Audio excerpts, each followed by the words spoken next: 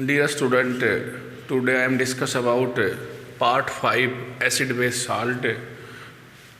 Topic name chlor-alkali process.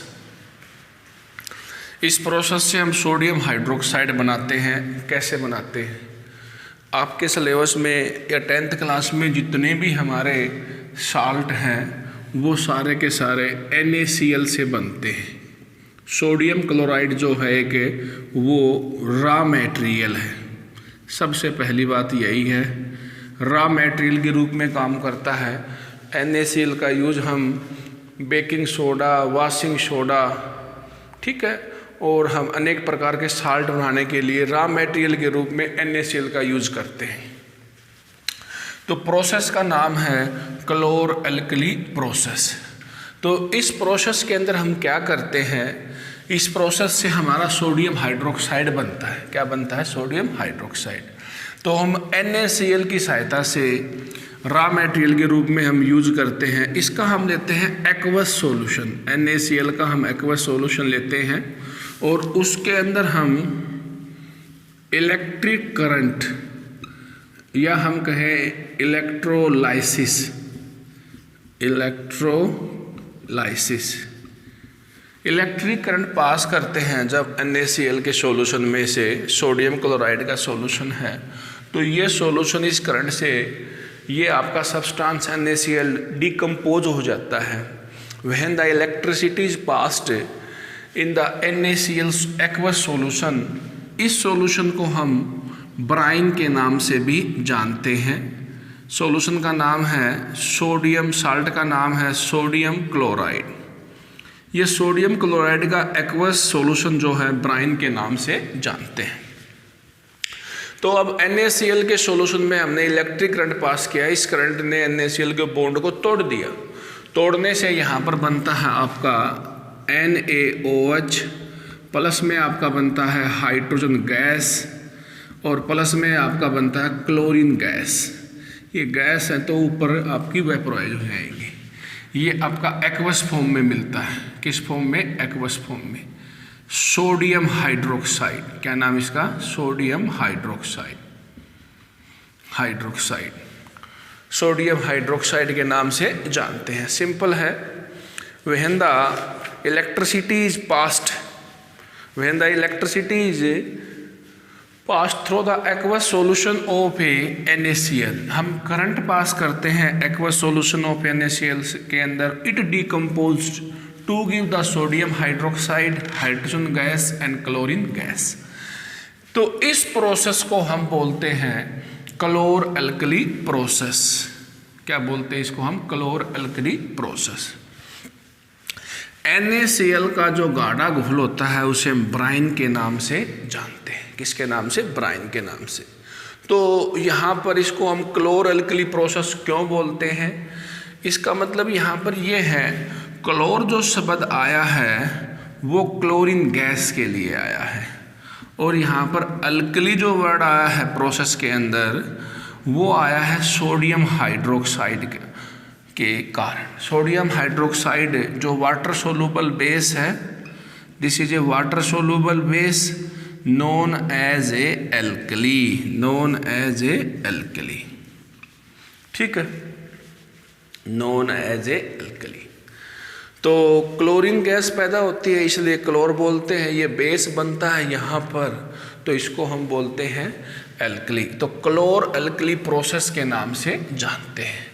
Sodium hydroxide को हम caustic soda कहते हैं। क्या कहते हैं?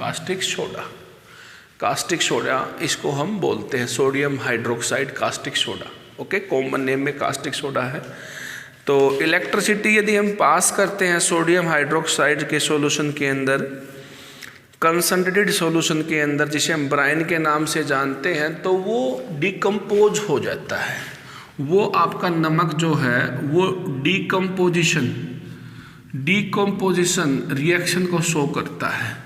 इसको हम कहेंगे इलेक्ट्रोलाइटिक डिकम्पोजिशन रिएक्शन। क्या कहेंगे? Electrolytic decomposition reaction. ये रिएक्शन 3 प्रकार की होती है, थर्मल, फोटोकेमिकल और आपका तीसरा है थर्मल फोटोकेमिकल और तीसरा इलेक्ट्रोलाइटिक डीकम्पोजिशंस।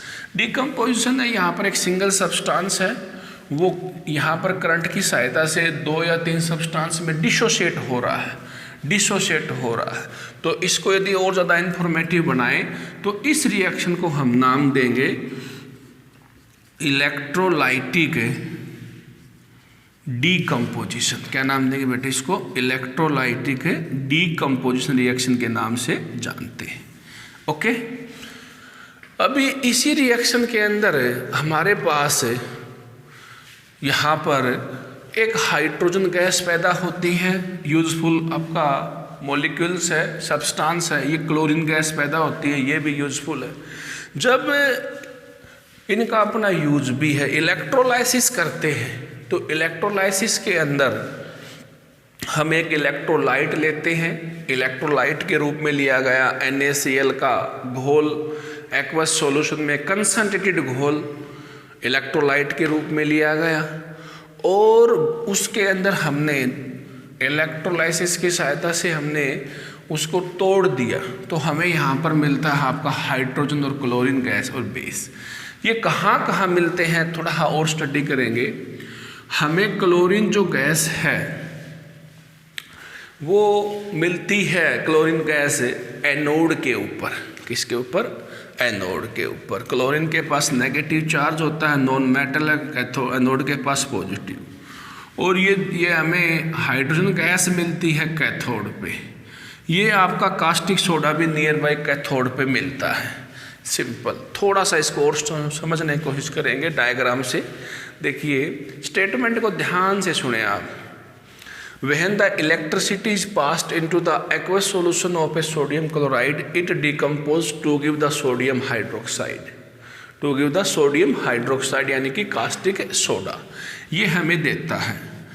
ठीक है, कास्टिक सोडा हमें देता है, तो साथ साथ हाइड्रोजन गैस मिलती है, साथ साथ आपको क्लोरीन गैस मिलती है।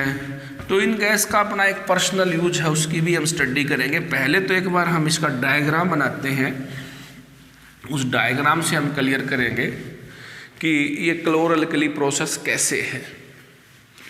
सबसे इम्पोर्टेंट बात है कि आप रिएक्शन को ही इंफॉर्मेटिव बनाओ। ये NaCl है, ये NaCl का एक्वस सॉल्यूशन है, इसे हम बोलते हैं सोडियम क्लोराइड। क्या बोलते हैं? Sodium chloride.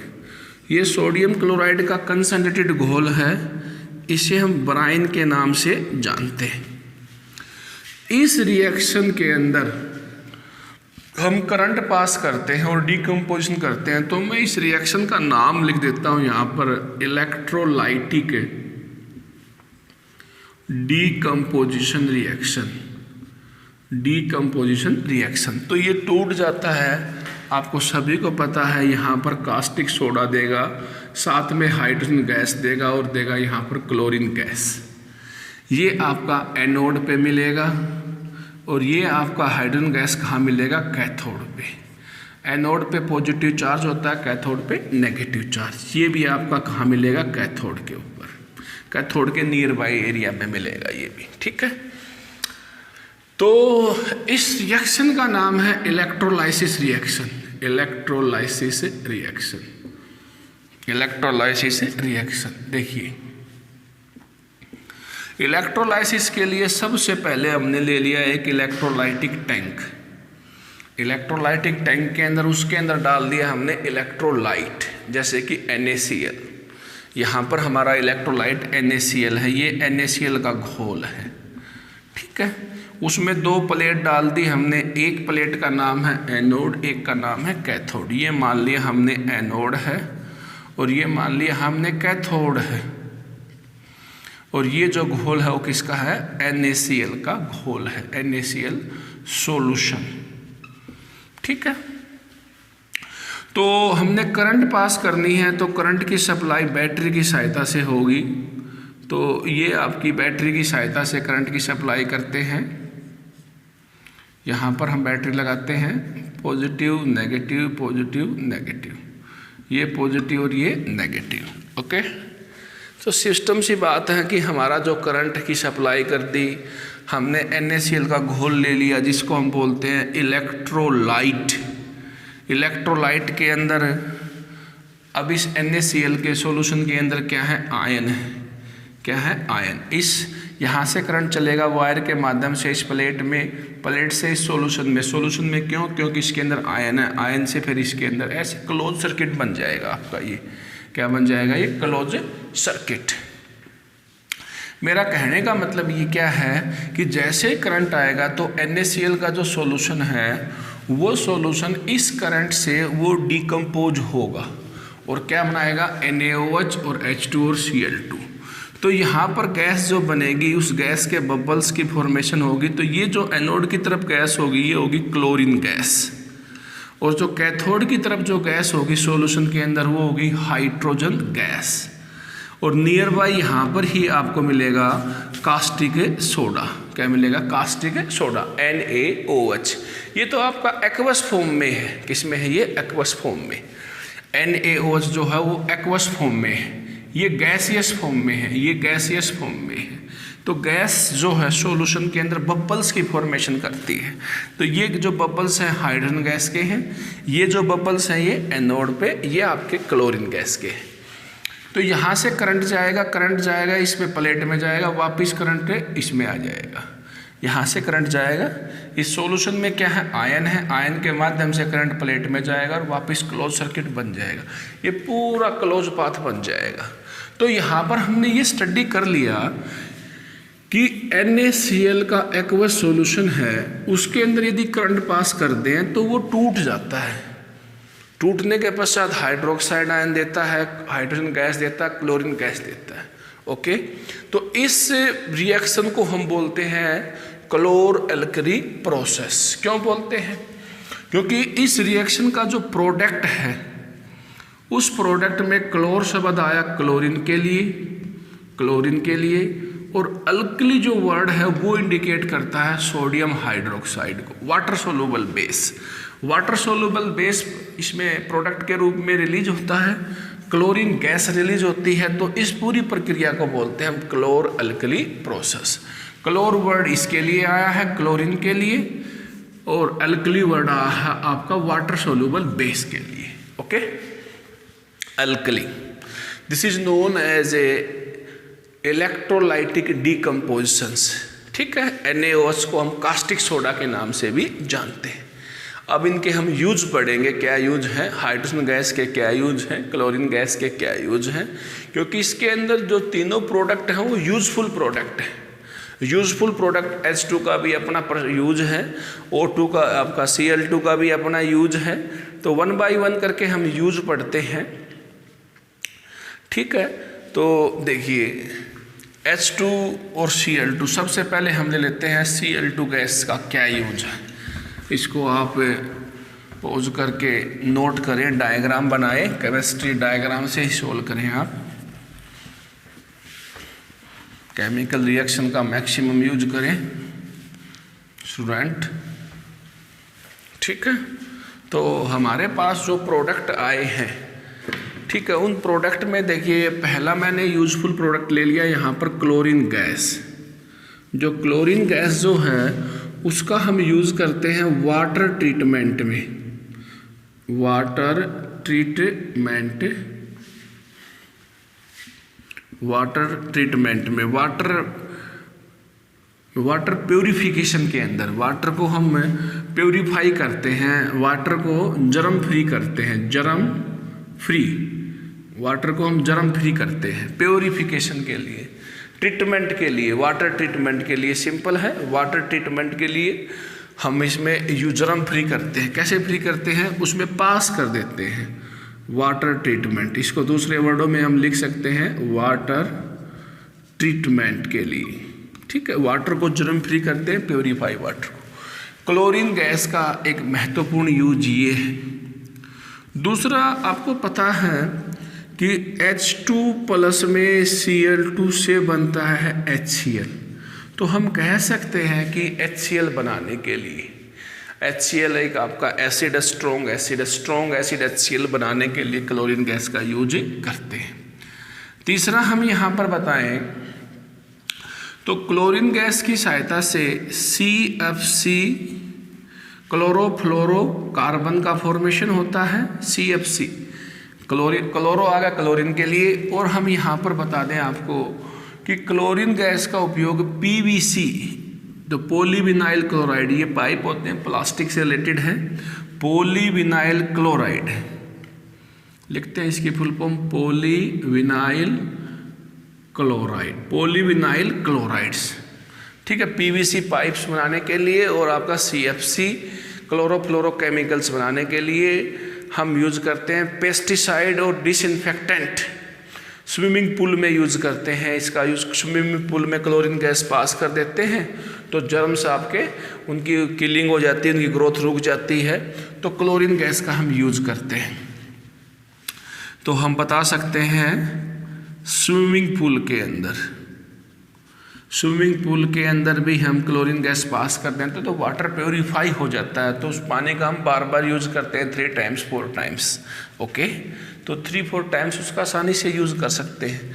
तो क्लोरीन गैस का यूज़ होता है वाटर ट्रीटमेंट में, वाटर को जर्म फ्री करने के लिए, HCl बनाने के लिए, क्लोरोफ्लोरोकार्बन बनाने के लिए, PVC बनाने के लिए और स्विमिंग पूल के अंदर। एज ए डिसइंफेक्टेंट भी इसका यूज होता है, एज ए डिसइंफेक्टेंट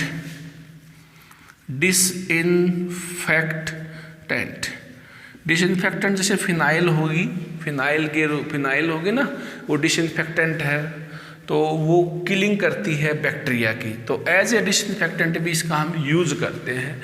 तो ये यूज़फुल प्रोडक्ट है हमारे लिए। क्लोरीन जो क्लोर अलगली प्रोसेस से जो क्लोर शब्द जो क्लोरीन को इंडिकेट करता है उसका ये मल्टीपल यूज है।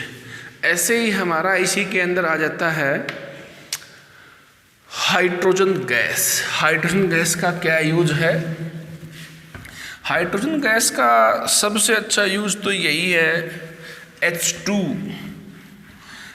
जो है, यदि हम पास कर दें, एक रिड्यूसिंग एजेंट है H2 जो है वो हम पास कर दें ऑयल के अंदर से, H2 गैस है, इसका क्या यूज है? देखिए ऑयल है हमारे पास, ऑयल के अंदर हमने हाइड्रोजन गैस पास कर दी, ठीक है, और यहाँ पर निकिल की प्रेजेंस है तो ये आपका बन जाता है, थोड़ा हीट करना पड़ेगा, ये बन जाता है आपका वेजिटेबल घी। तो वेजिटेबल घी बन जाता है ये आपका।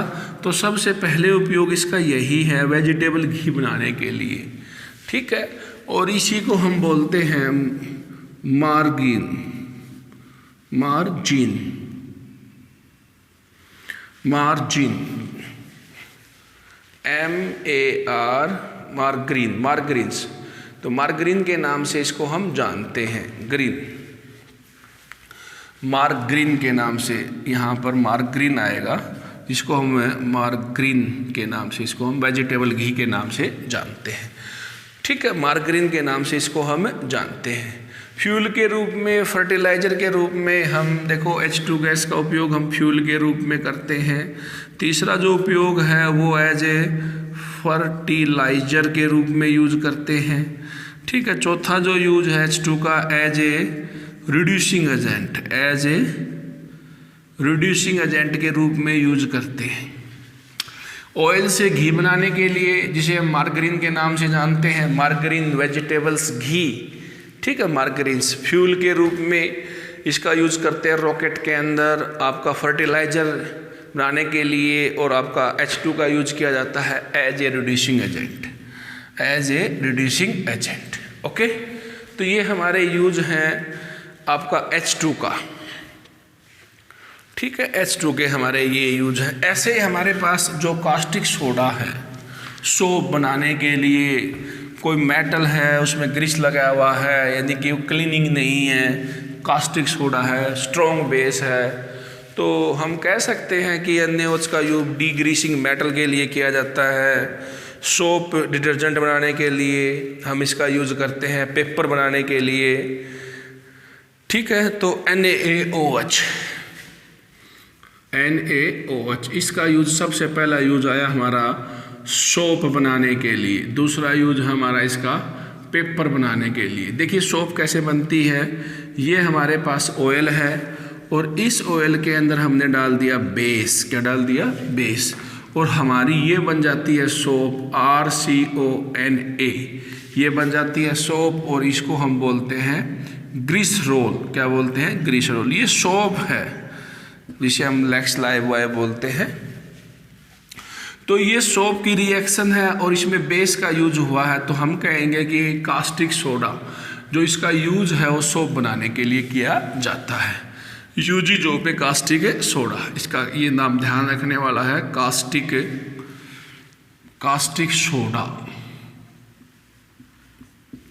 ठीक है, इसका क्या यूज है। दूसरा यदि हम बताएं NaOH का जो यूज किया जाता है, वैसे कोई मेटल है उसमें ग्रीस लगाया हुआ है तो उसको प्योरीफिकेशन, मेटल को क्लीनिंग एजेंट, यानी कि हम कह सकते हैं डीग्रीसिंग मेटल्स, यानी कि degreasing metal it is use for making of a dye, oil refining.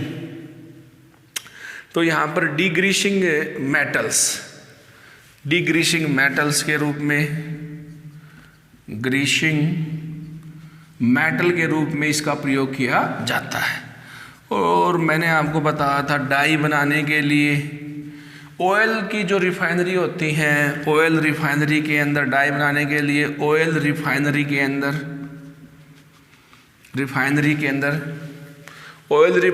अंदर इसका प्रयोग किया जाता है। बेस, ये है आपका बेस कास्टिक सोडा। सोप बनाने के लिए, पेपर बनाने के लिए सोप हमने ये बता दी भाई, आप कोई भी ऑयल ले लीजिए, चाहे आपका मस्टर्ड ऑयल है, चाहे आपका ये सोयाबीन का ऑयल है, उसमें बेस डाल दीजिए, उसको थोड़ा हीट कीजिए और आपकी बन जाती है सोप, साथ में निकलेगा ग्लिसरॉल। ठीक है, और यहाँ पर हम कह सकते हैं डीग्रीसिंग द मेटल सरफेस, और हम डाई बनाने के लिए, ऑयल बनाने के लिए और ऑयल रिफाइनरी के अंदर स्पेसिफिक इसका यूज किया जाता है। फाइबर बनाने के लिए भी इसका यूज किया जाता है। फाइबर, टेक्सटाइल इंडस्ट्री के अंदर टेक्सटाइल फाइबर, सिंपल सी बात है, टेक्सटाइल फाइबर बनाने के लिए यानी कि क्लॉथ बनाने के लिए भी इसका यूज किया जाता है, फाइबर बनाने के लिए। ठीक है, NaOH। सोप, पेपर बनाने के लिए इसका हम यूज करते हैं कास्टिक क्लोर अल्कली प्रोसेस के अंदर हमने, एक बार मैं इसको रिपीट करता हूँ, ध्यान से सुनना। क्या था, जैसे हमने सबसे पहले लिया NaCl के गाढ़े घोल को हम बोलते हैं Bryan. When the electricity is passed into the concentrated aqueous solution of NaCl known as a brines, it decomposes to produce the sodium hydroxide and also release the small amount of H2 and the chlorine gas. And chlorine gas produced at the anode and hydrogen gas produced at the cathode. And the base is a water soluble in nature.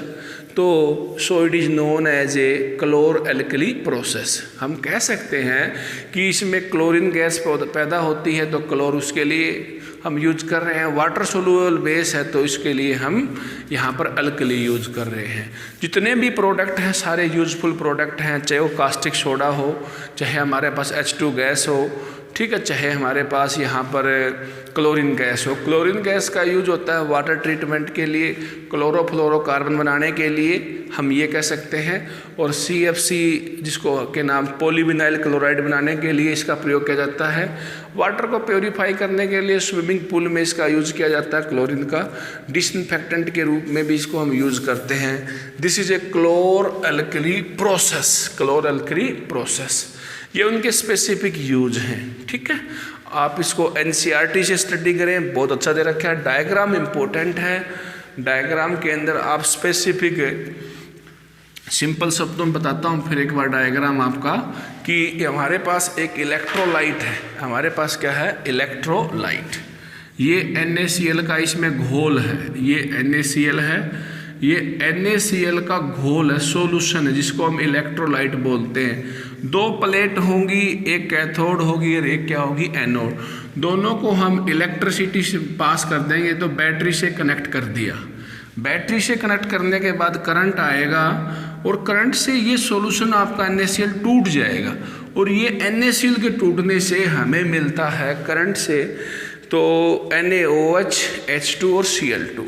इसमें dear student यदि आप NaCl के आगे aqueous न लिखेंगे तो, और NaCl के आगे यदि आप L लिख देंगे मोल्टन स्टेट में, तो ये इसमें यदि हम इलेक्ट्रिसिटी पास करते हैं तो सोडियम अलग हो जाती है और क्लोरीन गैस अलग हो जाती है।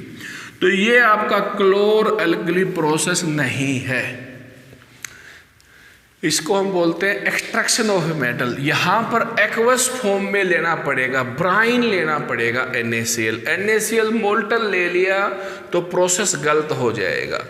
NaCl का हम लेंगे यहाँ पर आपका एक्वस फॉर्म, जिसे हम ब्राइन के नाम से जानते हैं।